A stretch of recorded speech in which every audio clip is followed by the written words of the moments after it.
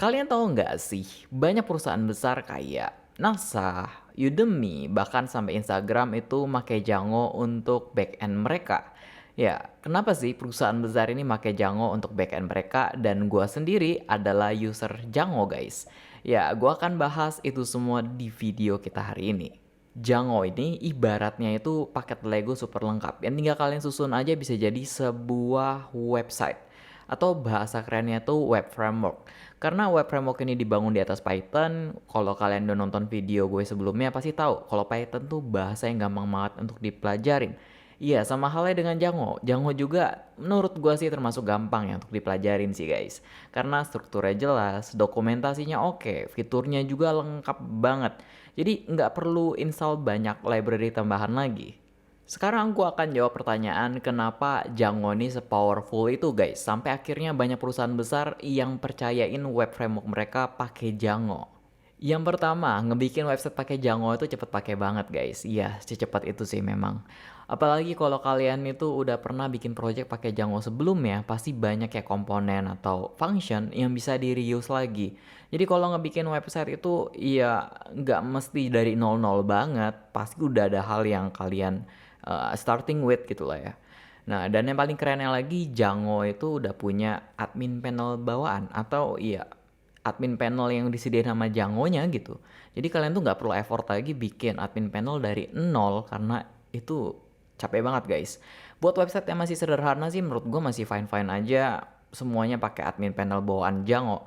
Tapi kalau udah mulai kompleks ya admin panel ini bisa juga dipakai untuk contohnya input data sampai untuk ngatur settingan internal yang cuma orang-orang kayak supervisor doang atau nggak programmer yang tahu gitu.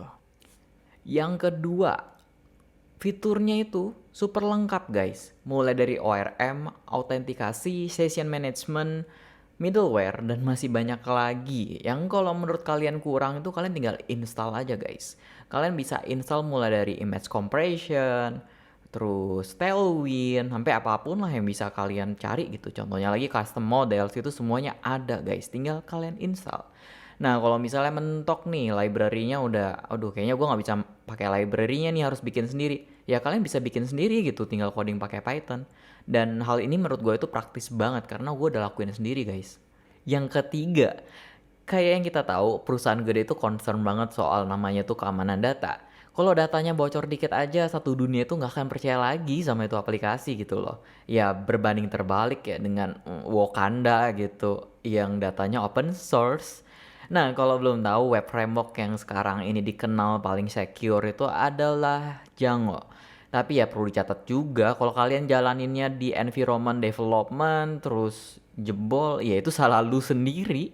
Apalagi kalau secret key kalian 1, 2, 3, 4, 5, iya. Kalian mau berharap apa guys gitu loh.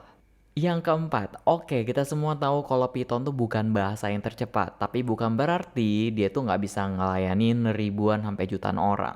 Lihat aja Instagram, itu aplikasi yang dipakai miliaran orang, mungkin kalian hari ini pun udah buka Instagram. Dan backendnya pakai Django, kok bisa? Ya karena aplikasi Django itu gampang banget untuk di scaling guys. Ya, salah satu cara paling sederhana untuk nge-scaling Django itu adalah kita bisa bikin beberapa instant aplikasinya.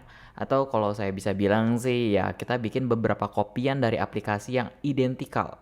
Terus di depannya kita kasih load balancer kayak Nginx gitu ya. Ibaratnya itu jadi kayak kita punya toko yang inventory-nya semuanya sama, tapi kita punya dua kasir gitu. Jadi ya lebih cepat kan layaninnya gitu. Yang keempat, oke guys, sekarang kita akan bahas sesuatu yang agak teknis, tapi ya tetap santai aja ya. Yaitu soal arsitekturnya si Django. Ini penting banget buat kalian yang pengen ngerti gimana sih alur kerja dari framework Django ini. Kita langsung aja cek diagram yang udah gue bikin guys. Nah, yang pertama itu contohnya user bakal ngebuka website kalian. Dia tuh bakal ngirim request ke aplikasi Django kalian. Bisa dibilang itu semacam kenalan dari browser ke server kalian gitu ya. Nah, sebelum requestnya itu nyampe ke inti dari aplikasinya, dia tuh bakal lewat yang namanya middleware. Nah, middleware ini tuh bisa dibilang kayak satpamnya lah. Dia tuh bakal ngecek dulu, ini usernya udah login belum? Perlu gua blok nggak ini user ya? Intinya ini tuh tempat untuk ngatur hal-hal yang bersifat umum atau global guys. Habis lolos dari pengecekan satpamnya atau dari middleware, Django itu bakal ngecek URL yang kita minta gitu di file urls.py. Di sini Django tuh bakal nyari tahu, oh user ini pengen ke halaman apa ya.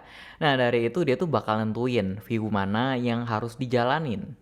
Nah ini dia otak dari aplikasinya. Di views.py ini kita itu akan nulis logika buat ngerespon permintaan user. Biasanya sih kita itu bakal balikin halaman HTML yang udah di-render dari template. Tapi nggak cuma itu, di sini juga kita itu bisa ngambil data dari database lewat models.py, baik pakai ORM ataupun pakai raw query. Ya kalau si usernya contohnya perlu data produk gitu, terus dia request ke halaman produk, kita kan harus balikin data produknya beserta dengan HTML-nya kan, dan itu yang kita lakuin di sini gitu. Dan gak cuma ngambil datanya doang guys, kita juga itu bisa nyimpen data, bisa ngedit data, bisa ngedelete data juga, dan semua hal yang berkaitan dengan CRUD lainnya gitulah ya. Ini nih bagian yang paling penting banget yaitu models.py. Isinya itu semacam blueprint alias rancangan buat database kita. Ya contohnya kalian ada tables isinya nama, tanggal lahir, dan bla bla bla bla. Ya kalian tinggal taruh aja, kalian tulis di models gitu. Dan banyak orang juga termasuk gua yang suka naruh bisnis logic itu di models. Jadi kayak fungsi-fungsi yang bakal sering dipakai itu bisa gua masukin langsung di models.